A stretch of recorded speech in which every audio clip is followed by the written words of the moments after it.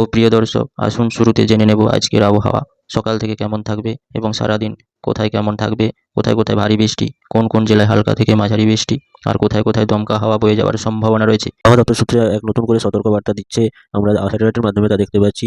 পশ্চিমবঙ্গের বিভিন্ন উপকূলবর্তী জেলাগুলোর জন্য এক সতর্ক নতুন করে বার্তা প্রকাশ করেছে আবহাওয়া দপ্তর সূত্রে জানানো হয়েছে কলকাতা এবং তার পার্শ্ববর্তী উপকূলবর্তী জেলাগুলো যেমন উত্তর চব্বিশ পরগনা, দক্ষিণ চব্বিশ পরগনা, হাওড়া, হুগলি এবং দুই মেদিনীপুর এইসব জেলাগুলোতে এক সতর্ক বার্তা দিচ্ছে এবং উত্তরবঙ্গের বিভিন্ন জেলাগুলোতেও একই অবস্থা।